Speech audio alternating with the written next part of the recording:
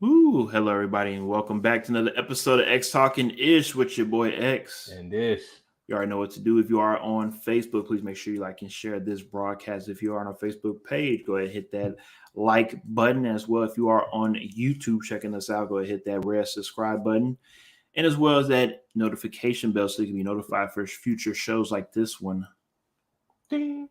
Thank you for that, Ish. And as well, if you are on Twitter, go ahead and check us out on Periscope at XtalknIsh. And as well, you can check us out on my personal page at X_WilliamsAT1. Alrighty then, before I introduce our guest for tonight, Ish, we have not been on literally a little over a month, or actually probably almost a little more than 2 months now since the Super Bowl. In the past, we still did a couple of episodes throughout the offseason to keep everybody updated with what was going on in the NFL. Even though this past offseason has probably been the most newsworthy type of offseason we've probably seen in a very, very long time. Yeah. Ish and I got 2 babies now. So we're a little more busier than we ever have been before. Ish has his household under I would say control in regards of making sure that everything runs as smoothly as possible in a 4-person household. I'm brand new to this. I'm trying to figure this out. So for myself, I felt as though the break was very, very much needed, but we are happy to be back. 100. And Ish, how are you doing tonight, sir? Man, doing all right. You know, I'm getting excited. Draft season has started. We're getting close to the draft. A lot of moves being made. It's starting to feel like football season coming back around. We're getting into camps and stuff. So, yeah, I'm excited, man. How about yourself? Well, you know it's football all season. Anytime you talk about where is Odell going next, where's Odell going next, and we finally figured out where he's going. We'll talk about that a little bit into the show. Before we, of course, get into our first topic for tonight, let me go ahead and introduce our guest for tonight, the Mr. Infamous Adrian Lunsford, joining us here tonight. Mr. Adrian, can you go ahead and introduce yourself to the rest of the crew? Hey, yeah, Adrian Lunsford, whatever Ish and Xavier have to say about me, don't believe it. I'm just going to tell you straight up, whatever they say is not true. No, I'm glad to be on the show. And I heard you guys both talking about y'all got, you got new families, got 2 kids, and that's how I feel. I got you 2 kids. So, I needed a break too. All I say is nothing but great things about you, Adrian. Yeah, that's all I do. Good things, just good. I understand. Now, of course, next week will be our pre-draft, our mock draft episode, and of course, it will be in Kansas City. And shout out to one of our residential Kansas City fans, KCMO. He says 8 days, baby. Need this little vacay down in Kansas City. What's up, boys? Glad y'all are back. And of course, what he means is that he will be in Kansas City for the draft. I hope he enjoys himself. I went, of course, to Nashville a couple years ago when the Tennessee Titans hosted the draft. That's a great experience. I hope my boy Lee enjoys his time there. And it wouldn't surprise me at all if Adrian finds a way to make an appearance in Kansas City next week with a couple of his good buddies. Well, speaking of, I was just about to say the draft is in Kansas City, and I do happen to know somebody that is in Kansas City. And believe it or not, Ish, your first guest when you first did your first podcast was none other than Will Shields. He is doing the draft. He is the opening of the draft. So we were at the Super Bowl together, and no, I'm not going to go to the draft. Didn't make it to the parade. However, we were talking about him he's going to be hosting the draft. So that's going to be big. That's going to be really big. He brought out the Lombardi trophy, banged the drum in the championship game. And I think he's a big part of the Super Bowl. They might need to look at trying to get him a ring. He might need to get him a ring. He needs to start making that argument for a ring. Yeah. And as you heard it here first on X Talking, is some inside news regarding some of the interworkings of the NFL draft. I know that during the Super Bowl when Will came out, I texted Adrian and said, "Oh, I see that you kept a little secret from from your boy, because I know any type of behind the scenes actions like. And I'm just gonna throw you out there, like rubbing shoulders with Aaron Rodgers in the Hall of Fame gamers, things like that. You definitely have let me know about that. And now, when after that situation with Will, when I hit you up, and I was just like, oh, okay, well, didn't know you knew how to be quiet for more than a couple of days, Adrian, on that one. So I'm pretty sure that was a surprise for the rest of your people that knew you as well. Well, man, when you know how it is, you got to keep the locker room tight, and we all played, at different levels, and sometimes you just got to say to yourself, like, hey, got to keep the locker room tight. So Will and I were having a conversation, and it was a two-man team at this time. I couldn't divulge my information, or I was going to get cut out the locker room, and hey, can't have that. Hey, I don't have a gold jacket. I'm just a sleeve on the jacket. I don't have a gold jacket. So when he asked me to keep something quiet, I need to keep it on the low. So yeah, definitely. But man, it was huge. We were there, and they came and told him that he was gonna do the Lombardi Trophy, and man, I'm sitting there just like, dang, can I tell anybody? He's like, no, you can't tell anybody. I'm like, dude, you're finna be on the field doing the Lombardi Trophy. Like, I never got to hold a Lombardi Trophy. I've never been close to the Lombardi Trophy in real life. I mean, I've been at the Hall of Fame and the ones they got there. I'm talking about game day Lombardi Trophy. He's standing there with it. I'm like, man, I was doing my best to get down there and try to be just his video crew. I was like, I'll video you, social media guy. So yeah, definitely. Well, speaking of the locker room, let's go ahead and segue right into our first topic for tonight. And if anybody's been in a locker room, no matter if it's professional or amateur, one rule is that you do not talk about somebody's money, right? One of the big no-nos is discussing somebody else's money and how they should go about handling their contract, right?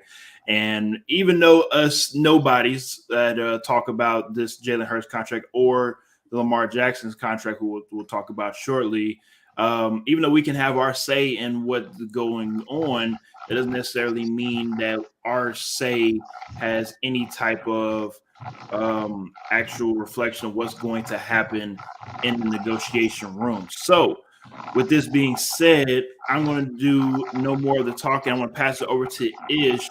And now that Jalen Hurts has signed this 5-year deal, Ish, let's first start off with, how does that affect the Philadelphia Eagles? And is this something that the Philadelphia Eagles can say, we did this because we believe in Jalen Hurts, we feel as though that he can take us back to another Super Bowl? Yeah, I mean, he wouldn't have got the contract if they didn't believe in him, if they didn't think that he was the guy that could lead this team moving forward. So that's number one. He got the money because they believe in him. They are letting the league know now, hey, we believe in this guy. This is our guy moving forward. But what it does for them is it gives them that building block of how to build this team moving forward. Because one of the questions I think you had going into the offseason and going into next offseason is, how are we going to build this team when we don't know what kind of money Jalen Hurts is going to make? So now that we have that contract solidified, we know what he's going to be making. We know what the cap hit is going to be.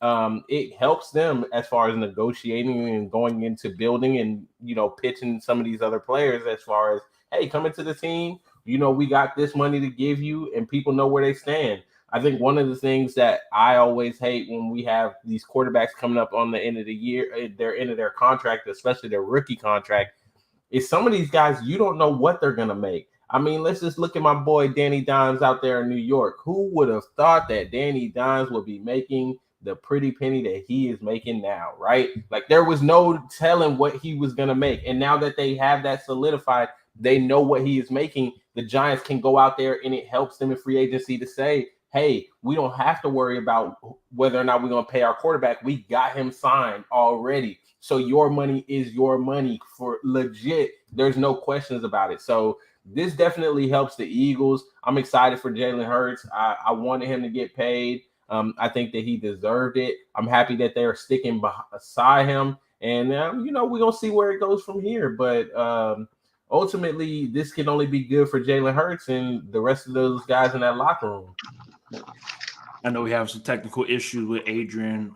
Right now, he's getting that fixed over there on his end. Once he's good to go, he'll let me know. So I will follow up with this contract as well and just pretty much say, besides the Eagles, I would say respectfully living up to their end in regards of not paying Jalen Hurts too soon, right? Because they could have signed him a couple of years ago and maybe gave him too much money too quickly. Could have gotten hurt. Could have not played up to the contract, and now we're at a situation where the organization, the quarterbacks are butting heads already with only year two into a 4 or 5 year deal, and we're already looking at each other like maybe we shouldn't have gone this route, right? But this was probably the best time for everybody coming off of the Super Bowl, either, hey, feeling though that you probably should have won or could have won or whatever it is, but feeling like let's go ahead and get this done now to where we don't have to worry about both sides making a bad deal for each other, giving the quarterback too much money, and then the organization pretty much being in a stranglehold of not being able to help the rest of the team get better because all the money is going to the quarterback. We've seen that time and time again. So with this, the way I looked at this contract was Jalen Hurts and the team looked at them and said, look, I don't need all the guarantee money, but I want enough guaranteed money that's going to allow me to have generational wealth. But let's also add these incentives and signing bonuses to allow me to reach this max amount of dollars to put these, not so much incentive, but also these work clauses, not really work clauses, but these motivational pieces within my contract to allow me to also surpass my contract and be able to, if we need to, in 3 to 4 years, negotiate my contract to make even more money and be able to go about it that way. Kind of like a shorter contract like Patrick Mahomes got with Kansas City. That's how I view this contract. Adrian, what are your thoughts? Well, exactly, what you were saying about the contracts being friendly for the team. I think that a lot of organizations, and as a former player, one of the biggest things that you ran into was that you did not hear enough team honesty. The front office is not honest enough, and so then it makes the quarterback or the franchise player look like they're the one that they're out there trying to damage the team. But the honest opinion is, if you come in the room and tell them, look, this is our plan, this is our goal, you're our guy, which they didn't do with Jalen Hurts. Just a year ago, they were trying to get rid of him. It was let's look at him not being here. Let's see what this looks like. And you go out and, what have you done for me lately type of deal. But let's be honest, in any job, if anybody's working a job, 9 to 5 jobs, we've all been there. You don't get raises based on what your potential is. You get raised on what you've already done. And so, Jalen Hurts is a prime example. He had already proven that he was, that guy for them. Who else were you going to go out and get that was better than him? And it's kind of the same thing with Lamar Jackson. You're not going to go out and find another quarterback that's going to do anything different. So pay him, get that out the way, and then just be honest with your franchise. Like, listen, we can't afford to pay you. I think Patrick Mahomes signed a more friendly deal, ultimately, so that it can help keep the pieces around him at the end of the day. And you just got to be honest with him. Like, we want you to be our guy. And the only way we're going to be able to make you our guy is if you are willing to, come in here and do what we need to do, because this is what it's going to cost us. It's going to cost us a lot of money in the long run, and we can't afford that. And I think that the honesty, I think it's coming around to that. I think we're getting more and more to where the franchises are seeing that, getting these quarterbacks that are, the Tom Brady's of the world, that are franchise quarterbacks, longevity and all that is what they're looking for. It's just that they can't sign them for 12 years at a time and things like that, or 10 years or whatever the case may be. But these 5-year deals that are player friendly deals, that's the way I look at it. Everybody wants their money guaranteed. Why not? Why not get my money guaranteed? And I agree. You should never try to count another guy's contract or his money in his pocket. Just, if he wants that, that's what he wants. That's what it should be. Now, the rebuttal I'll have for the Lamar Jackson situation, and not just Lamar, but pertaining to the other 32 organizations in the NFL. The way I look at these organizations, I look at them as 32 separate businesses, right? And just because one business does business one way doesn't mean that all 31 other businesses are going to do them the way that the other organization do it. And that means also in a good way and in a bad way. Right? You can have the same 32 different pizza places, but all 32 different pizza places are going to serve different types of pepperoni pizzas with different types of crust, with different types of sauces, right? And that's just how I see, like Ish brought up with the New York Giants. They feel as though Danny is their guy. No matter if there are probably 4 or 5 or 10 other quarterbacks better than Danny, they want him to be that guy. Why it always got to be that? Why it always got to be that? Don't start that with me and Danny Dimes, bro. Here we go. Don't start that today. We're gonna protect this man until he is not starting anymore. It's not that the organization feels like Danny is the guy. Danny is the guy. Okay? And if that's the case, went out this season, shout out to the Giants, right? Guy, all right. And that's what I'm going with the Baltimore Ravens. The Baltimore Ravens historically, since they've been reborn again after leaving Baltimore from the beginning, they feel as though that they can probably win without having to have a top-notch, big-name quarterback. They didn't learn from the Flacco incident. They didn't follow. They don't see anything that happened with that whole deal. I mean, but that's my deal. Some people don't think that Joe Flacco's that good. I think when Joe Flacco was playing very, very good football, Joe Flacco was a very, very good quarterback. He won a Super Bowl. I know, but Trent Dilfer for the same organization won a Super Bowl, and at the time he wasn't that good. They upgraded. They felt like they needed to upgrade at that position, and they went backwards.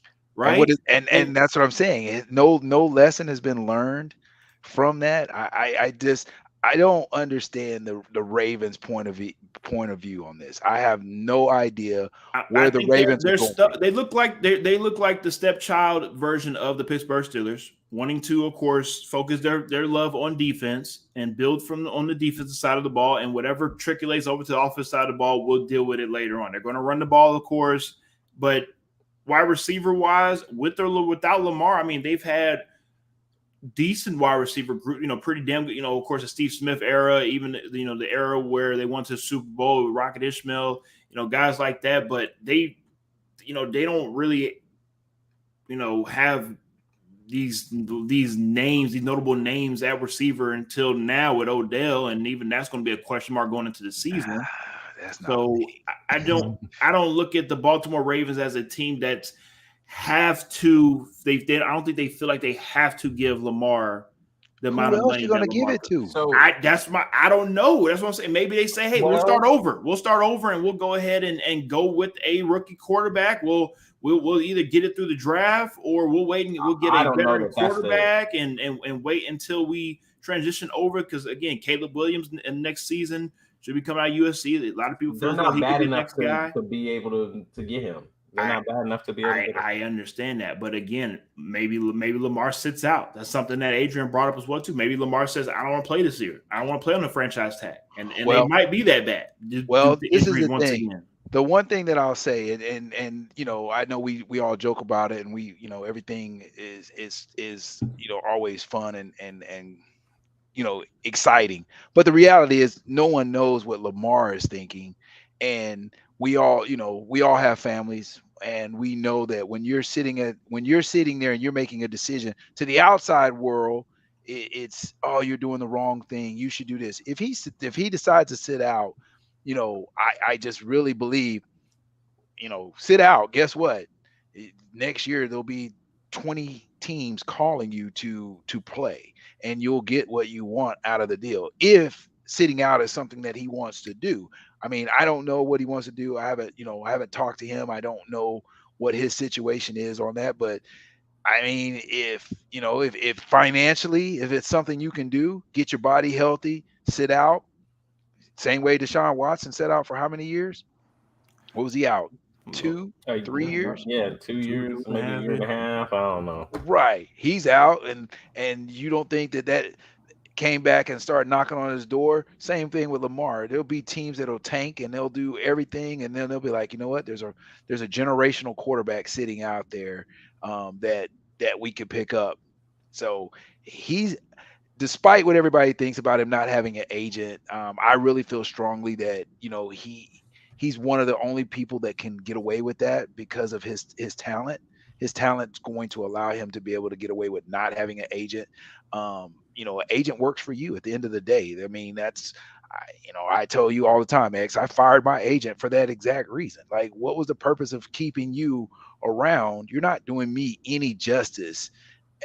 You work for me. If I say I'm not going to play for a team, I don't care what you're talking about. I'm the boss. I'm in charge of this. So he's in charge of his own destiny, and he's a talent that can command that. Everybody can't get away with not having an agent. Don't go out and think that that's the case. But I don't know. It'd be interesting to see what Lamar does. But I think the Ravens they're backing themselves in a corner. Because go ahead, Ish. I was gonna say I disagree.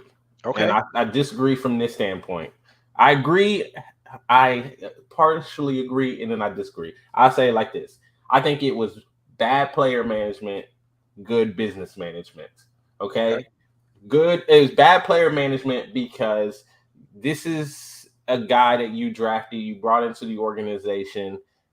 Everyone can agree. I think a lot of people agree he deserves to be one of the top paid quarterbacks in the league, right? I think that's out of the question. Everybody agrees. Now, where he falls in those top quarterbacks, that's where I think the disagreement is, and that's where we're playing with numbers and everything. And again, like you said earlier, don't count your boy's pockets, man. If that's what he wants to make, he think he deserves that. That's what he deserves. Okay, he gets to make his own decision. And I think in this game, more than any other sport, it is very important that whatever you feel is your value, you need to try to maximize that as much as you can whenever you can, because who knows what can happen to you, right? So bad player management, because you had a guy that came into your organization. He's been with you since day one. He's fought as hard as he could, and you allowed these stories to run like maybe he gave up on the team at the end of the season because he wanted the contract.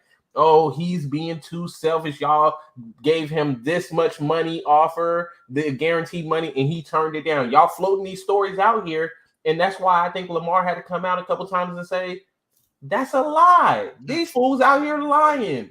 So bad player management, because you have ruined your relationship with the player, right? Right. Good business management, because, hey, we read the room.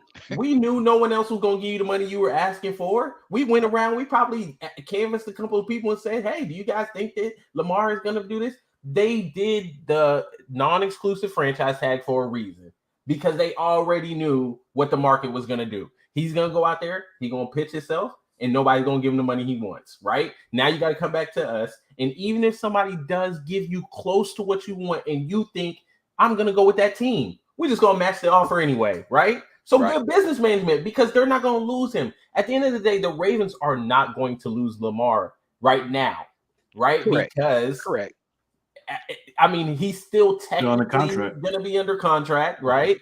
And then if a team does want to offer him, they still can match it. So good business management. But the problem that you have from a Ravens standpoint is I think they have destroyed the relationship. So they've gone so far that now you kind of made it to a place where you're making him get to a spot where maybe he has to sit out. Maybe I don't sign it. Maybe I wait and I let these teams who, like the Falcons, who you want to try Desmond Ridder. You think Desmond Ridder the guy, right? Let me give you a season with Desmond Ridder and see how you feel next year. Why? Go get him. I did see before I came on, and I don't know how true it is. I couldn't verify before I got on. Did y'all see that They offered him $200 million guaranteed. That's what they said. Yeah, That's that's the little ticker I have on the bottom right there. It says Ian Rappaport Yeah. said that he did offer that Yeah. Baltimore did offer him 200 million guaranteed. And if that is the case, Adrian, I mean, what? Yeah, my question to you is, if that's the case, then what's your rebuttal to that? Oh, in the Lunsford household, we're taking the money. We're signing the deal. Again, it's honestly, I just don't know what his long term plan is, and that's probably the hardest thing. And this is where the agent thing comes in again. Agents out there talking. Now, only one man can sink this ship. Only one man. Lamar Jackson's the only one that can sink his own ship. And so everybody's wondering what he's thinking. Nobody knows, just like we're having a conversation. We don't know. We can all speculate, and everybody loves it. And that's the beauty of it. That's the beauty. We all get to speculate. We all get to sit back and make our opinions. But the reality is only one man knows what he really wants, what's his value, and what he's going to play for, and at the end of the day, if 200 million doesn't make him move, then I can't say anything other to him, but my hat's off to you. You obviously feel like you're worth more than 200 million. I definitely think he's a top 7 quarterback in the league. Probably top 5, but it's arguable. You can always argue that. But where else are you going to find, a talent like him? But I don't think the Jalen Hurts deal helped him any either. I think it kind of hurt him. I think you have the 2 top quarterbacks that were in the Super Bowl, and their money's not, you're trying to get more money than them. Well, I get it. Again, it's like I said, can't count his pocket, let him do his thing, but it's just not going to make the market look good. It's just not going to make the market look good. And I know we can beat this all day, but I'll just say one thing that I was thinking about earlier today. One of the biggest things, though, is I think you kind of touched on it, Ish. The ownership. They don't want the model to be broken. They don't want this all of a sudden. Guess what? You can represent yourself and get what you want. They don't want that to be seen. So it may be just being stubborn just for that reason alone. You talk about billionaires. You're not talking about guys that are working with millions, because at the end of the day, if they give him $200 million guaranteed, I'm signing your check for $200 million. What's that say about how much money I have to give out? Mm-hmm. And I'm still your boss. And I really, like I said, not being there and not sitting through the negotiations and hearing it firsthand, I kind of wonder if a little bit of it is, hey, we're going to show you guys that this is not going to be the new thing. Y'all, everybody's not going to represent themselves. We're not having that in the NFL. Like, I think it's a little bit larger than just Lamar Jackson. Yes. Don't let the inmates run the asylum. As Fracture Walnut says, and that's our Texan fan. I know he knows about that very well. And I mean, you're not wrong at all. Of course, the C word, collusion, has been thrown around there, and I'm not the one that's going to come out here and state that that's not the case at all. I definitely can be that for sure. I will say, and I know that we joke about either Lamar when it comes to the passing numbers, and I know Adrian and I have talked about the passing numbers. Of course, the most recent quote from Big Ben regarding he's not a guy that you worry about picking him apart within the pocket. I think that all of us can agree that we want Lamar to get paid, right? It's not like we're sitting up here saying we don't want Lamar to get paid. He doesn't deserve the money. That's not what we're saying at all. It's the fact that because of his playing style, and I don't know why I got to keep saying this a million times, but it's because of the way that he plays. Even a guy like even a guy like Patrick Mahomes, who is a wizard within the pocket himself and who can utilize his feet to get out of danger, still ends up with some type of ankle injury towards the end of the season that we saw last year where he's hopping around in the Super Bowl because he has a banged up ankle. Injuries are going to occur. This is a sport where, yes, you are going to get hurt. So I think more than anything, not just Lamar, not just the Baltimore Ravens, but if I'm a team, I have to be concerned about can Lamar stay healthy? And it's not just the last 2 seasons. It's just mainly the playing style, because we've seen with Cam Newton, right? We've seen with guys that played with this type of style, and the guy that's going to come in within the draft, Anthony Richardson, a lot of question marks on him as well, on his type of playing style as well. Can it last in the league and be consistent and be great? Another guy, Josh Allen, he question marks on him on his durability as well. He likes to jump in the air and think he's Superman while playing the quarterback position. So I think that's another thing in regards of why other teams are probably scared to pull the trigger, not Baltimore. But yeah, just on that point right there, because to me, that's one of the things where I think maybe Lamar is saying it, maybe he's not saying it, maybe if he had an agent, his agent would be touching on it. But to me, the playing style and the offensive scheme is a big plus for him in negotiations, because you got to think about it from this standpoint. If you're playing that good in a shitty offense, no. You got to think about it from this standpoint. If you're Baltimore, if I'm Lamar, I'm going in there and it's like, cool, I can leave, because me leaving, even if I go somewhere else, right, and I take a little bit less money, I go to a team, maybe they're not as good, whatever, we're going to rebuild and all this and so on and so forth. My team will be a lot better than your team having to completely destroy and rebuild. Because what Baltimore has to do, if you think about it from this standpoint, that offense is built solely around Lamar Jackson. It's built for Lamar Jackson. That's not a plug and play. As much as everybody's been talking the past couple of days about Kyle Shanahan's system and how they think, you can plug any quarterback in and they're going to be successful. That offense in Baltimore is not a plug and play. Mm-hmm. So if Lamar leaves, who gets hurt worse? Baltimore or Lamar? And you have to look at it from a team standpoint and say, by far, Baltimore is going to be affected way worse.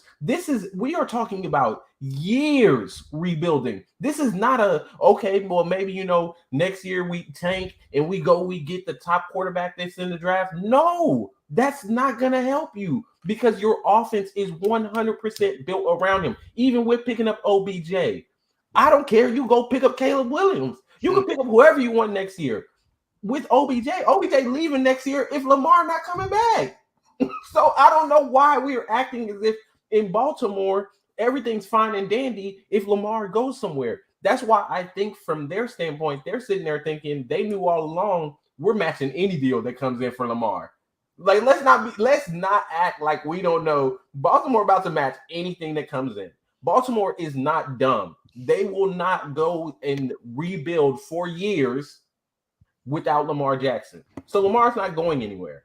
They're going to find a way to get him to sign some sort of deal. I understand what you're saying. You're not wrong. But what I will say is that because they have a new offensive coordinator this upcoming season, maybe the offensive scheme allows for not just Lamar Jackson to be successful, but also Huntley as well too. Huntley plays he plays well. He plays well as a backup, playing behind Lamar Jackson, and again, just because the offense last year favored Lamar Jackson doesn't mean that this new upcoming offense is going to favor him. Is maybe going to make Lamar Jackson have to become more of a all-around quarterback, not a pocket, but an all-around quarterback to where it benefits everybody. How is he not an all-around quarterback? Let's be honest. Let's be honest. It's now about the playoff success now, right? Okay, it's not so much about the numbers, it's not about what you can do as your regular season quarterback. Now you're in the upper echelon to where we rank you within what you do in the postseason. Yeah, but getting to the playoffs. Okay, you take the playoffs and you want to get to the playoffs as a team. Everybody wants to get there, but at the end of the day, it's not Lamar Jackson. You have no weapons with him. Nothing. He's had nothing. Nothing. You can make up. Okay, even if OBJ is a shell of himself, you still have no weapon. You have nothing that's going to make it. Even you're trying to get it the way that you used to. You're trying to get it on defense, wins championships. And I agree, defense does win championships. That one game when you're in the Super Bowl, that's when it wins. And it's no longer defense wins championships. And me and Ish played defense. You played on the other side of the ball. You think, Here you you go. trying to Here get you go. tickets. You want ticket sales. But it used to be defense truly won championships because you could stop people from scoring. It's not about that anymore. It's about stopping one series that matters the most. Yep. You could give up touchdowns all day long now. As long as you make that last stop when the ball is about to be going down for the touchdown to win the game, if your defense can show up then, the defense will still win championships. And Baltimore is stuck, just like Pittsburgh. That's my team. Pittsburgh was stuck in that same thing. Like, no, you're not going to win that way no more. You just need a defense that's going to stop when you need it. When you need it at the end of the game, that's when you need it. That's when you need to stop. So they need to make some changes.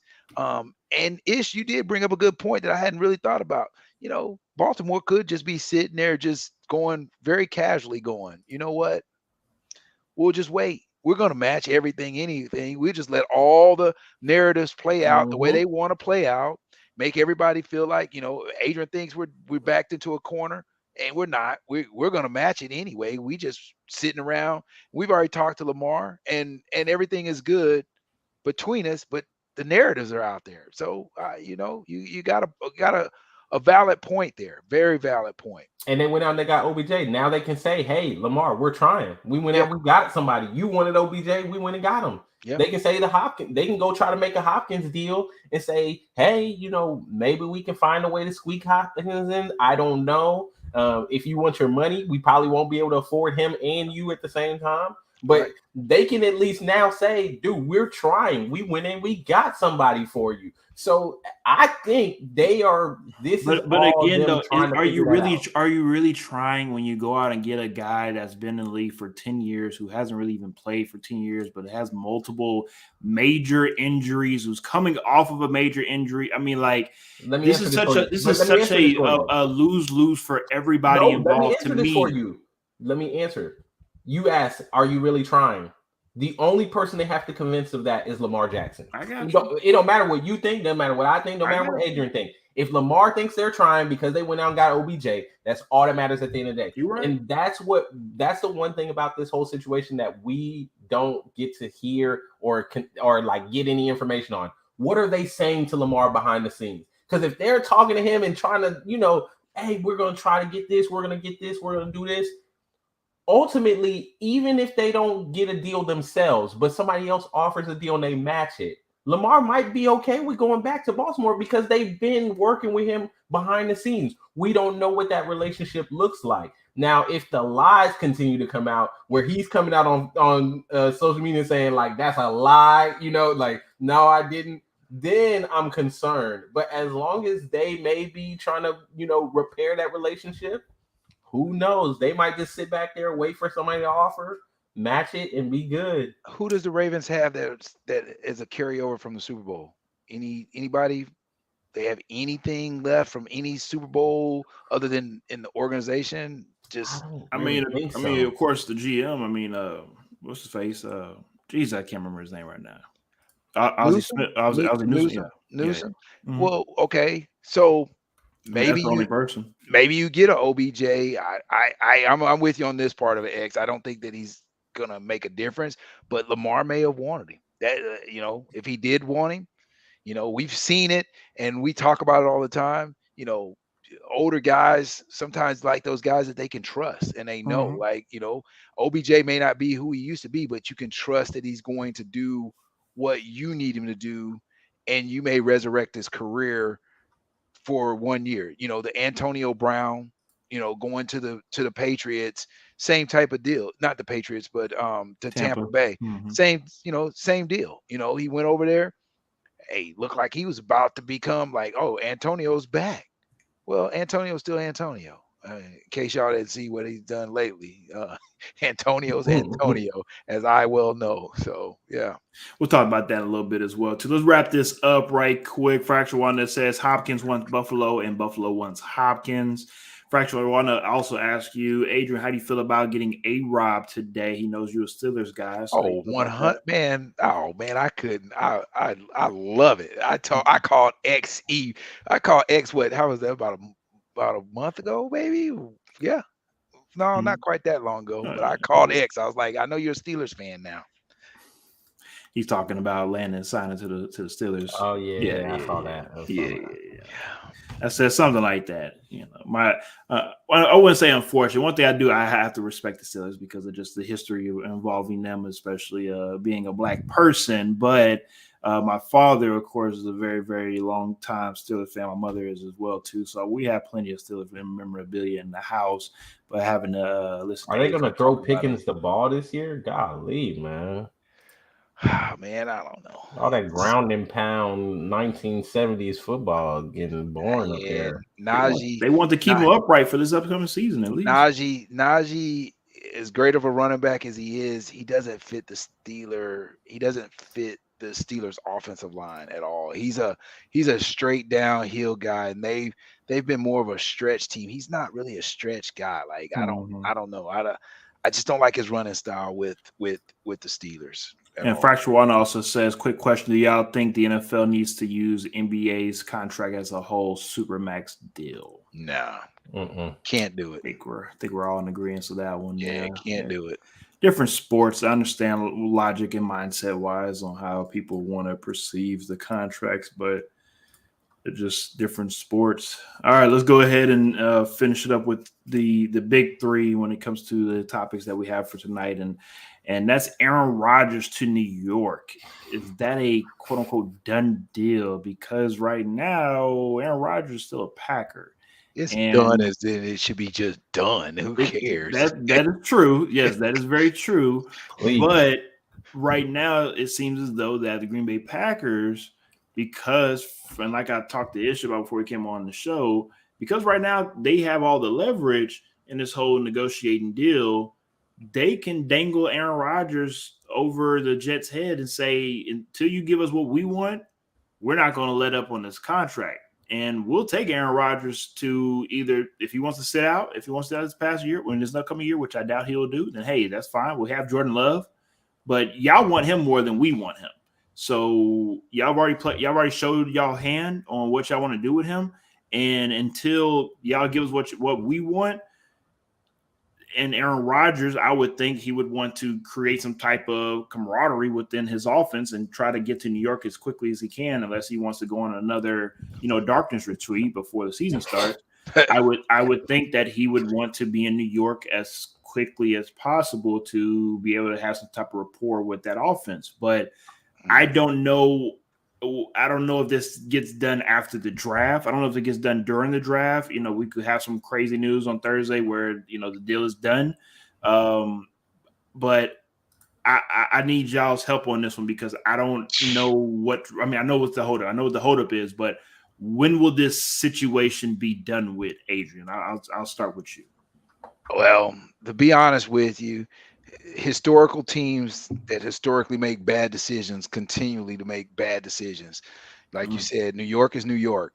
Man, you can't, you had turned the corner, you thought briefly, and now you're back, going wholesale, barnyard sale, get rid of everybody to do whatever you're going to do for one player.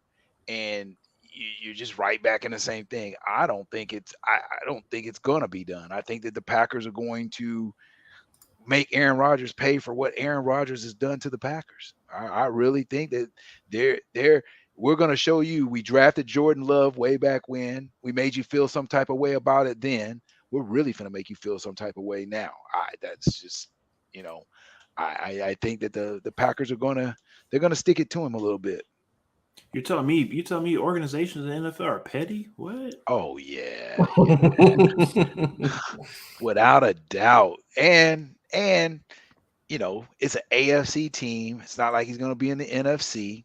Mm-hmm. What difference does it make to them? They don't care. But like you said, they can hold it over his head. They can hold it over their head. They can make the Jets, just pour everything they got and then still like, we're, y'all missed your opportunity in the draft. You did this. Just so much can go wrong with this.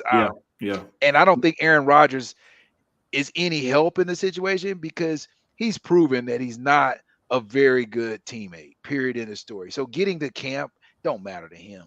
That doesn't matter to him. I don't think that even, this is just not playing with him, so I can't say, if that's 100%, but just what you've seen of him, his history has shown not the best teammate in the world in regards to the overall scheme of things. Now, individual players like him because they're getting the ball You're thrown to getting the them. ball, getting paid, Yeah, getting the yeah, incentives. I yeah, got it. Yeah, I got yeah. that. So you should say good things, but overall, you've never heard his teammates come out as a overall and just say, "Man, we got to have the discount double check guy." No. And I hate to be that guy, and I hate to bring up the guy, but Brady. I mean, every guy that I've heard from being either an undrafted free agent or the 53rd man on the roster or a guy that you never heard of, everybody says all the time, every year he comes in and introduces himself and says, "Hey, I'm Tom Brady," knowing good and damn well everybody know who the hell you are, and I wouldn't say he acts like a normal person, but he wants to be treated like one of the guys. And Well, he he had to be. wants to. He had to be. I mean, I'm talking about even in year 22, year But no, 21. but He he doesn't still have to be, no. but He he goes chooses back to to be. he goes back to what it was. He knows what fueled him, and as we've talked about, all three of us have talked about before. None of us signed any big contracts to play football or anything. I was a workman. I had to be a guy that's going to work every day to get paid. There's only 4 guys on a team that get a whole bunch of money. Everybody else is a workman. So Tom Brady understands because Aaron Rodgers doesn't understand. And You that's know, what I was going to get to is Yep. I think that's where the GOAT conversation definitely just and again, if you look at the numbers, when we look back on the numbers, you look at Aaron Rodgers and you say, well, how in the hell was he not in the GOAT conversation? It's things like this on why he's not going to be a part of that because I don't think he elevates the team around him to be able to be in a Super Bowl conversation every year. Tom Brady, we know, look, you got Tom Brady on your team, you got a chance. Even when everybody know good and damn well you don't have a chance because you have Tom Brady, just like LeBron with the Lakers, you have a chance. Ish. Yeah, I mean, I agree with everything you said, really. And my only thing with this deal and like, does it get done? When does it get done? It has to get done before the draft or during draft night. It does not. Once you get past the draft, because really the only thing when you are the only team negotiating with a team for a player, right? The only thing you're going to use that the Packers are going to want are draft picks. And your draft picks don't mean anything to me after you pick the guy that you wanted to pick, unless I'm telling you who to pick and you picking my people, then I don't care what you're doing with your draft picks. So you got to do it during the draft or before the draft. And if not, then Aaron, you better go ahead and sit down in Green Bay and just shut up. Like, it is what it is. They have no reason to trade you. Why are they going to trade you? Just because you say you don't want to play there? Oh, well. All right. Yeah, take some more retreats, brother. Yeah, go ahead and retire and get into broadcasting, I guess. You can be the next RG3 if you want to. Yeah. And again, going back to draft night, they've kind of flashed back on Aaron Rodgers' career. Draft night seems to be a turning point in Aaron Rodgers' career from, of course, being drafted later on in the first round. And that, like Adrian talked about, when it comes to Brady being drafted in the 6th round, 199, that he used that as a chip on his shoulder to continue to be successful to this day. Aaron Rodgers, it feels as though I think he uses it, but he uses it kind of more smug-like more than Brady. Then he feels as though that if you don't see his work, if you don't see what he can bring to the table 24/7, you're beneath him. And I think some people are kind of, tired of that, especially in Green Bay, and they're okay with moving along from that. But like we talked about with Lamar and the organization, it's one of those things where because the organization has the power over most of these players, they can do, I won't say whatever they want, but they can definitely say we can hold this out as long as we want to. And if it goes past the draft and the Jets are sitting around without drafting a quarterback and you're still there with Zach Wilson, I mean, you're back to square one to where you have a decent team with the Jets, but now everybody still hates the quarterback, right? Right. So, I mean, this could be really ugly. I would hope this situation gets done so we can stop talking about this, because I'm honestly tired of talking about this the last 2 months. But if this doesn't get completed, like Ish said, maybe before the draft, I mean, this could get ugly real soon. Historical teams make historical mistakes. Jets, Jets, Jets.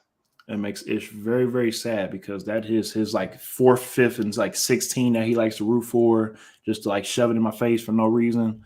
So his Jets will be very upset if that happens. It's all right. They can keep being the second best team in New York. Yes, I agree with that. All right, let's wrap it up tonight with a couple of off-season pickups, some pickups we talked about throughout the night, and a couple of other pickups that we haven't talked about so far. Let's just, of course, start it off with OBJ in Baltimore and kind of trickle down from there. But we talked about OBJ signing his 1-year deal with the Ravens. I'll start off with Ish. Is that a yay or a nay decision? I don't care. Baltimore. Okay, I don't care. I'll take that as a nay. I don't care about that nonsense, man. When it happened, I was like, oh, okay, cool. Enjoy. Great for OBJ. Yeah, I mean, great for OBJ. Again, what Can I ask you a question though, Adrian, regarding that signing?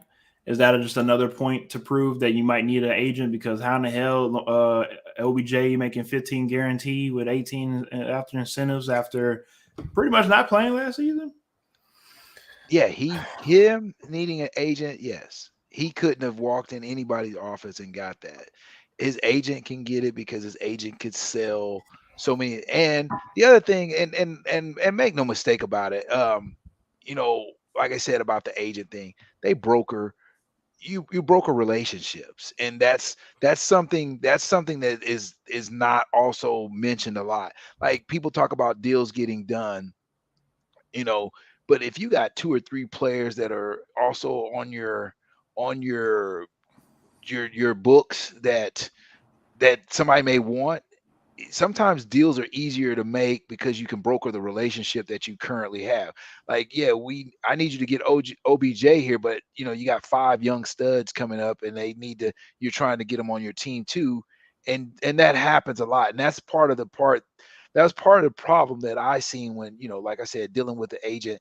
He's trying to get me to a team that, hey, I don't fit the scheme. You're trying to put me over here, but the only reason you're putting me over here is because you got a quarterback that's a little bit higher, that's going to get paid more. You're going to make more money off of him, and you can package me in there, and it looks good. It looks appetizing to the team, but it's not good for me. It's not good for me at all. So, that's where that's a part of the deals that people don't understand, that are out there. Everybody gets to talking about this agents.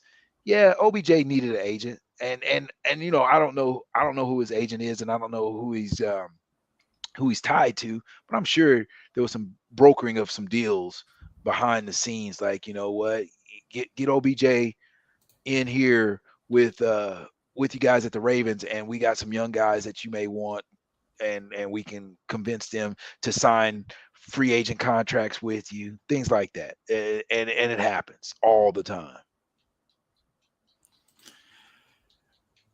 Yes, I mean, you're not wrong at all.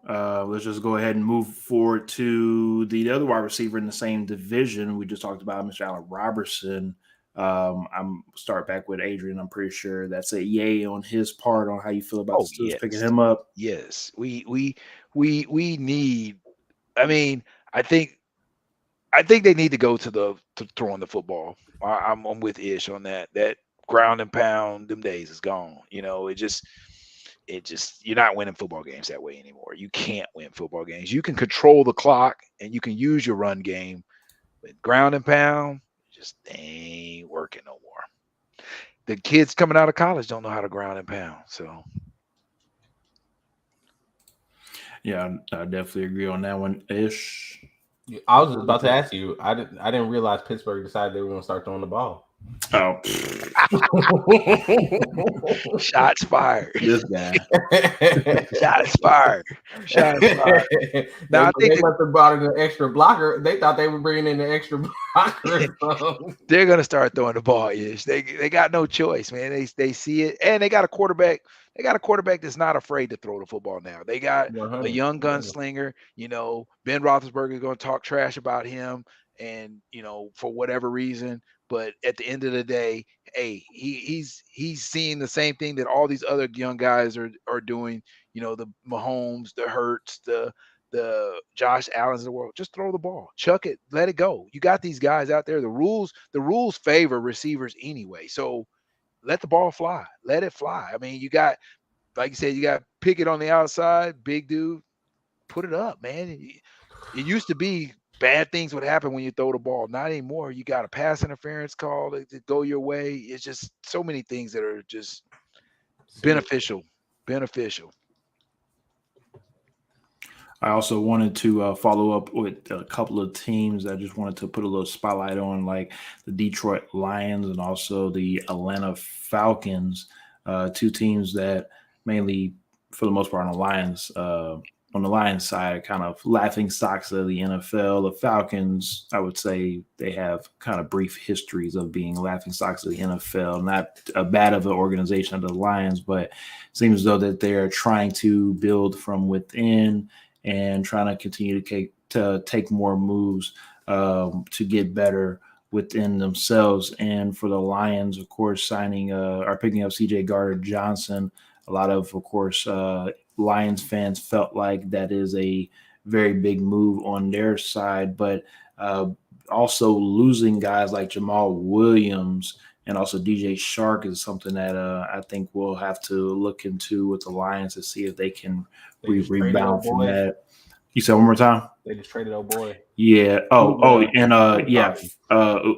say it? I can't. Jeffrey Okudah. Yes, sir. He has been traded as well. So it'll be interesting to see how this Lions team next year look. Is last year a fluke? Was it just a 1-year thing for them, or is it something that's sustainable and could have sustainable success? That is the real question. Looks like Adrian is not a believer just yet. Green Bay's gonna be a mess.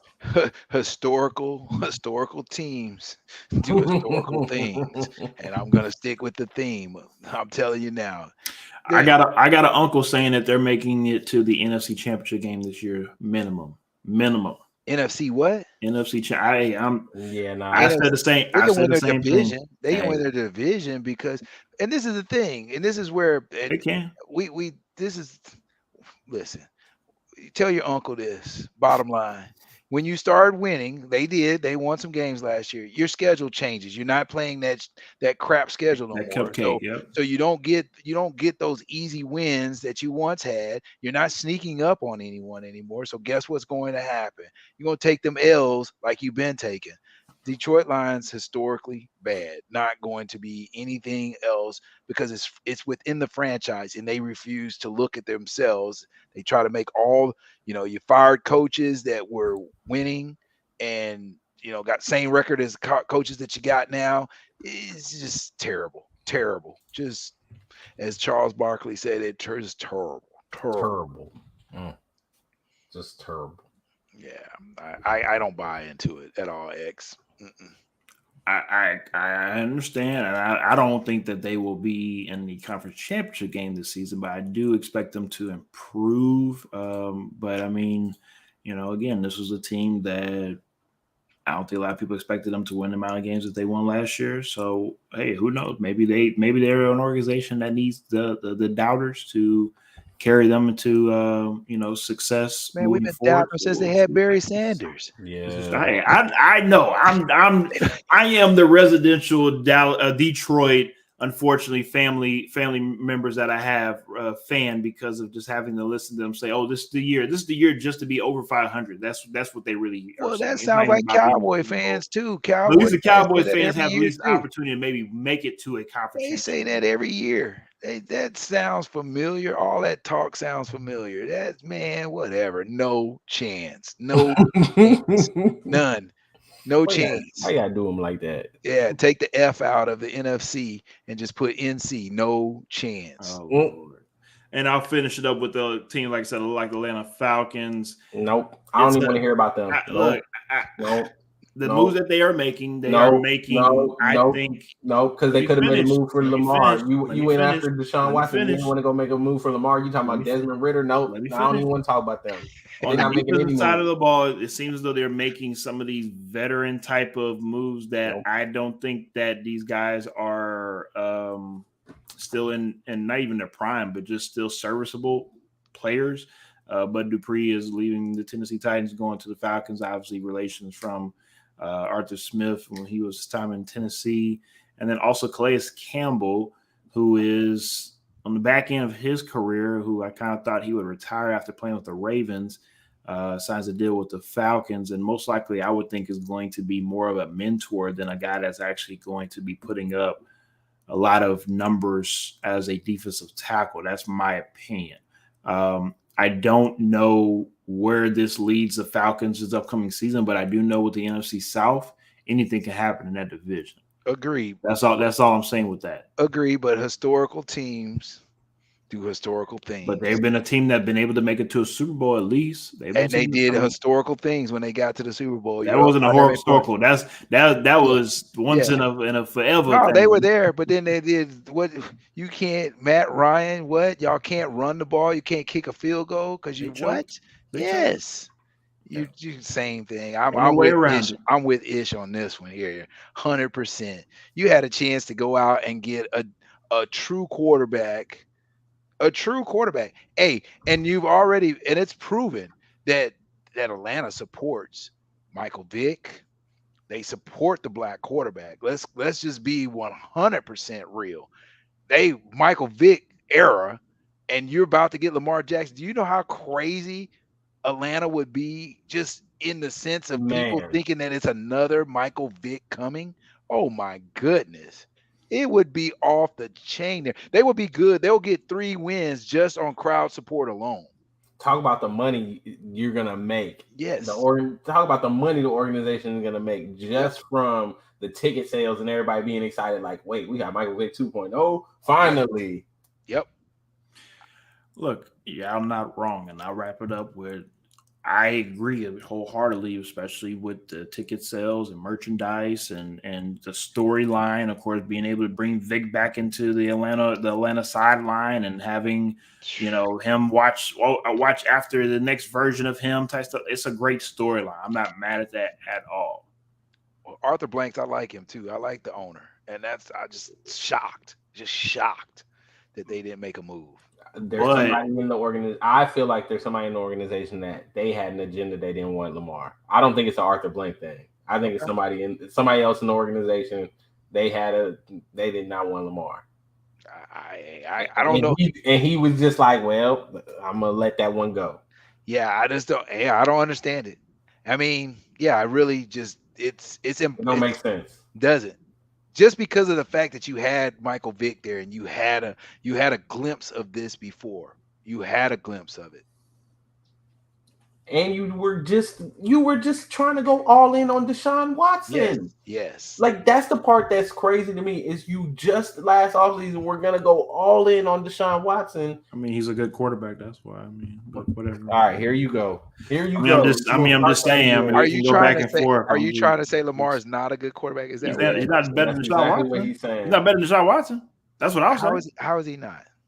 What do you mean? How is he not? He's never been better than Deshaun Watson since high school, since college, since in the pros. He's never been better than Deshaun Watson ever. How is he not? Are we gonna do the funny stuff where we talk about the things off the field for Watson and whatnot? That's what we're gonna do. At the end of the day, if we look at on the field, we look at how Watson has played since Clemson. If I'm taking a quarterback, I'm picking Deshaun Watson. Like it's for me, again, I'm not second guessing. Deshaun Watson has proven to me and to me that he's been able to do it in big games in college. He hasn't been able to put himself just yet in a big position in the pros, we obviously saw hold what on. happened Stop right there. with the Texans and the He Chiefs hasn't. game. He hasn't They're put up himself in a big 24-0. position. He hasn't put himself in position. Has Lamar Jackson put himself in a position to be in the AFC Championship? MVP? Yes and no. I mean, he's been to the playoffs twice, but he's only 1-4 in the playoffs. I mean, sorry, 1-3 in the playoffs. I'm just checking, man. I mean, Deshaun Watson's a good quarterback. Don't get me wrong. So I can't take nothing from him. But man, you're splitting hairs when you talk about whether you pick Deshaun Watson or Lamar Jackson. I'm picking Watson all day, every day. That's me. That's my opinion. But they didn't get Watson. So the next thing is Lamar Jackson. You gotta go after him. You have to put the same energy that you put into getting Watson, and vice versa. If you went after Lamar and did get him, you put that same energy in going to get Deshaun Watson. They're interchangeable. There is no way in the world you don't do that. There's no way in the world. All right, well, hey, you heard it here on XtalknIsh. Everybody's opinions on how we feel about that situation. I do know that we will not. This will not be the last time of us talking about this, because this will not be done anytime soon. So, of course, we'll be talking about this probably again next week on the mock draft episode, and week after the mock draft episode. Since people are still tuning in, we do have a special guest that will be joining us. Hopefully, if everything scheduling wise will go correctly on that one, and hopefully, again, we'll continue to keep on having more and more guests join us throughout this year of XtalknIsh. We are back, like I said, once again. The off season has started officially for us. And we will see y'all next week on this next week episode of the mock draft here on XtalknIsh. Adrian, we appreciate you once again for joining us. If you don't mind letting everybody know where they can find you on socials, and also, on your business line as well. You can find me right here, bdocsports.com, bdocsports.com.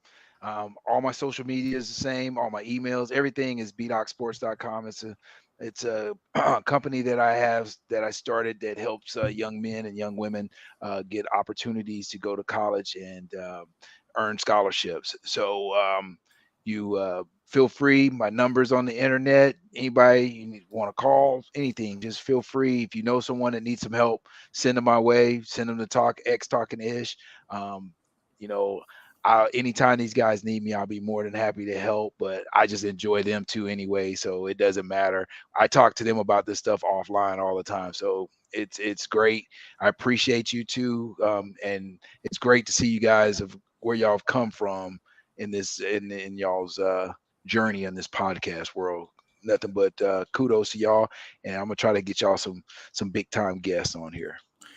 We appreciate you as always. Appreciate you for for the people that don't know, Adrian has known us since we were I want to say little wee tykes, but at least since we were in the high school time frame, college time frame. So he's known us for a good couple of years now, and seeing us grow, not just in the podcast sector, but also in life. So we appreciate you as always for joining us tonight, and we will see everybody next week here on XtalknIsh, same time, same place. Thank y'all as always. See you next time.